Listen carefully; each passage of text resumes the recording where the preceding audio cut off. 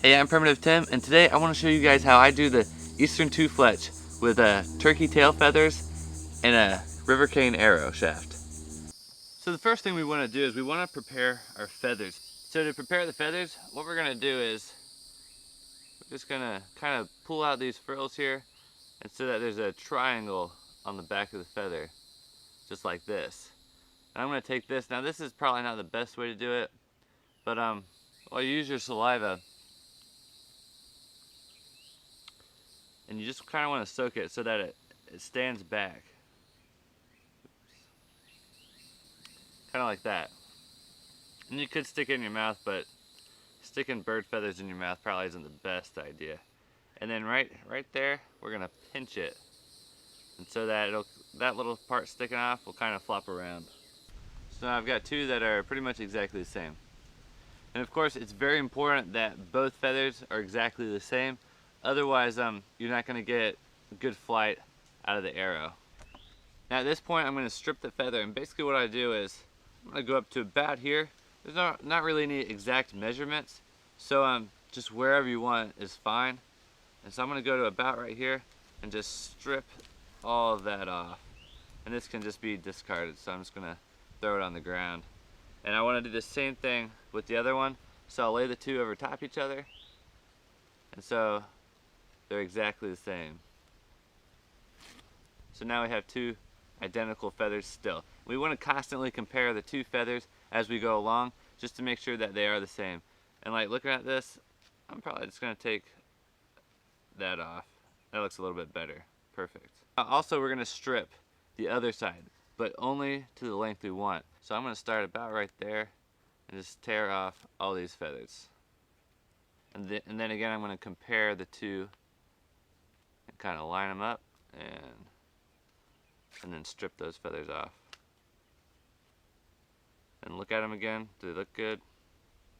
Now this bear quill right here, this is too long, and really I want it about that long right there. So what I'm going to do here is just kind of pinch it, and then I'm going to take my stone edge here, and I'm just going to work my way around the quill here. Just kind of tearing up the outside of it. And then after you go all the way around, it'll just pop off like that. And so I'm going to cut them down perfectly equal. So again, line them up, make sure they're even. I'm going to kind of just make a strike there just to mark where I'm cutting it. And then I'm going to go through and cut it. And the bottom of the quill here, this is the most important part that you really need to get a good cut on. Otherwise it'll start stripping off, and that's not good, like I just did right there. There we go. So at this point, we can start thinking about attaching the feathers to the arrow. So what I like to do is, now this is probably a bad idea because there may kind of be like a who knows what on the feathers, but what I do is I bite this and I just kind of flatten this whole thing here. So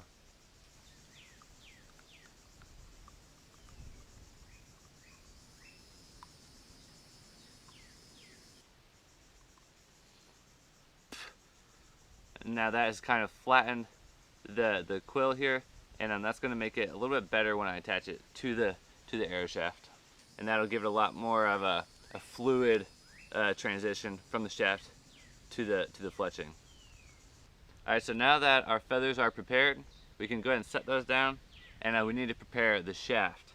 And basically what we're going to do here is we're going to do a little bit of scoring and just kind of roughen things up, because I did sand this down, so it's really smooth, and so we want to give the sinew something to grab into.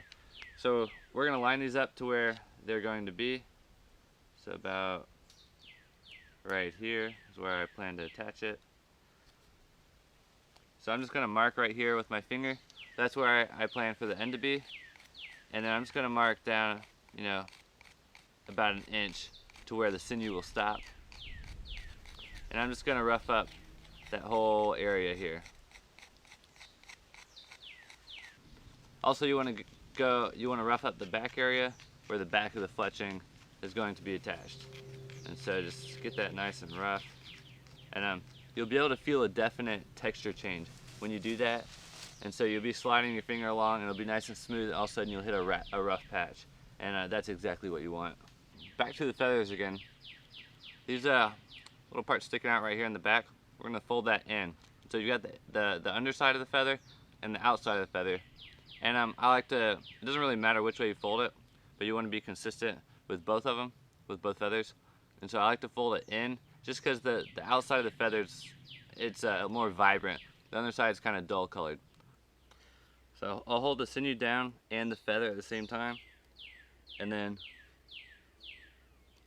I'll begin to wrap.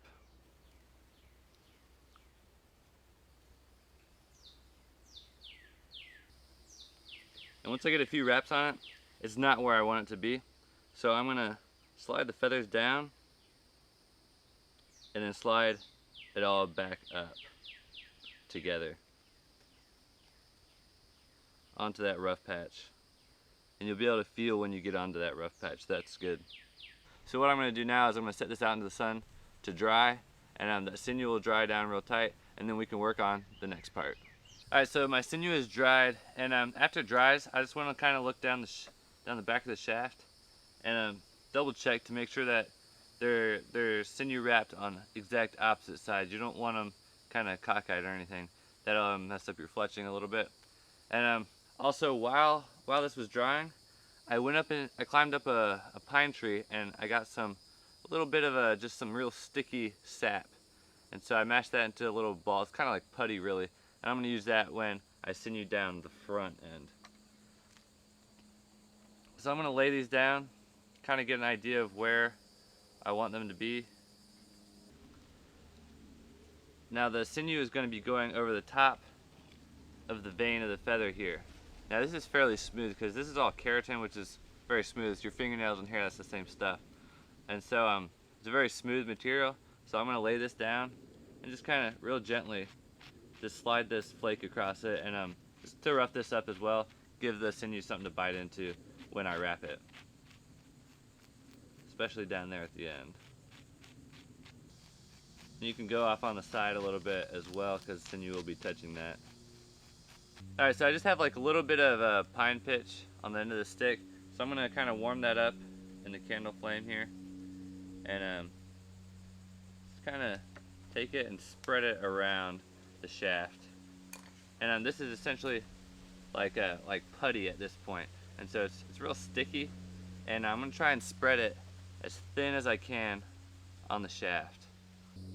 Any sticky substance would work, actually, so it doesn't have to be pine sap, it could be anything that's sticky. But the idea here is just when I sinew this down, I want it to I don't want it to be able to slip too much, so if I got something sticky under there, along with the pressure that the sinew is adding, it's not going to be able to slip nearly as much as it otherwise might be able to. And that's just one issue that I've run into, and this is the fix for it.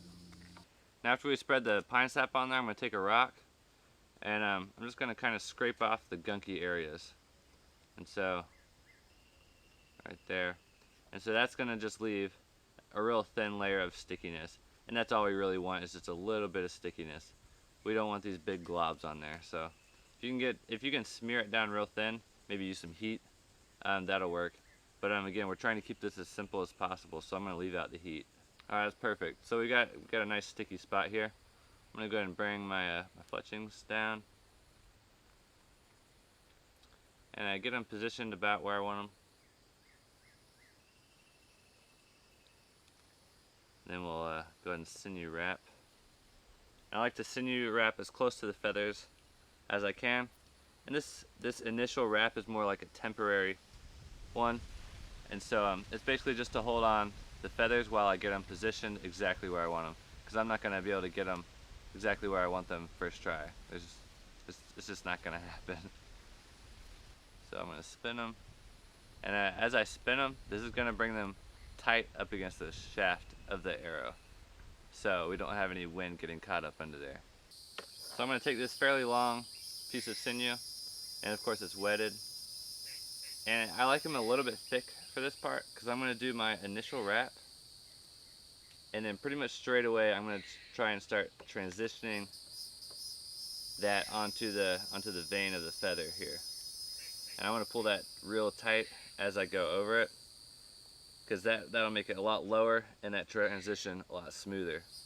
So I'm going to just bring that down, and I want to spin the shaft rather than wrapping around, because if I wrap around, it'll twist each time I go around, and what that'll do is it'll twist the sinew up, so all the fibers in the sinew aren't laying flat on each other, and they're getting twisted around each other.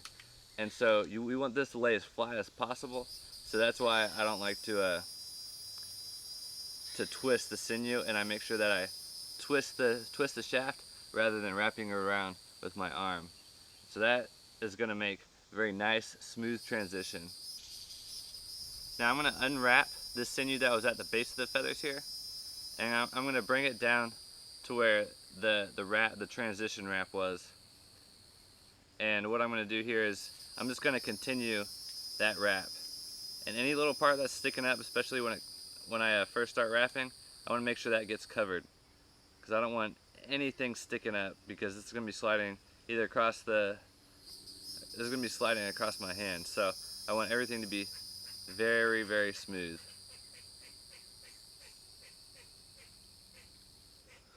And I like to get some sticky saliva on there and just really push down and twist that around. That way anything sticking up is going to get pushed back down into the sinew, and that's the way it'll dry. Now again, I want to let this dry before I shoot the arrow, because that would just be really bad. So let that sinew dry, and I'll go stick this in the ground out in the sun, and that wind and the air circulating around it and the sunlight, of course, is going to dry it very quickly, and so I'll be able to shoot my arrow a lot faster. Alright, so we've got our fletches on there, and obviously these fletches are way too long. We need to shorten them and basically just trim them down so that when the arrow shoots, it's going to go nice and fast, and we're not going to have any issues with the arrow slowing down too much and just spinning like crazy and slowing down a lot. So we're going to use heat to shorten the feathers, and the way we do this is basically you just light a fire, and then you'll get something like this, blow it out, and then you'll just slice it across, and that will singe the feather down. So we're going to do that with the whole thing here. Now keep in mind, you want to trim this with a piece of hardwood, and something denser is better. That way it's going to be a little bit hotter, and you're going to be able to hold a coal and cut a little bit longer each time. So I've got a piece of oak in the fire. I'm going to pull that out in a second and trim this up.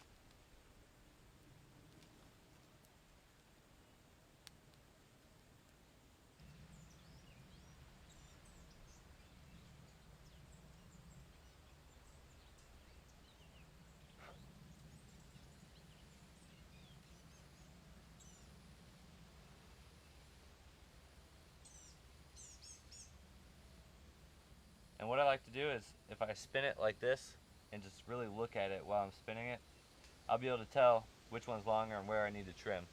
And so right now I can tell there's a little hump here I need to take off, and there's just a few blemishes that I'm just going to touch up. Alright, so I've got my finished product here, and I like it. It looks good. I'm very happy with this arrow right here. So next we're going to go see how it shoots, because of course this whole thing is totally useless if it doesn't shoot well. And so we're going to go shoot it.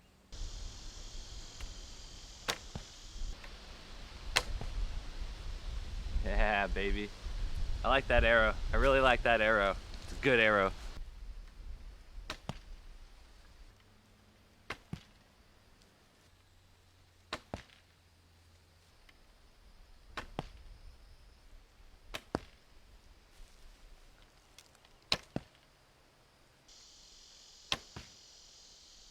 If you like my videos and you're interested in this sort of stuff, be sure to check out my Instagram, my Facebook page, and my Twitter, because I'll be showing like all the stuff real time with that.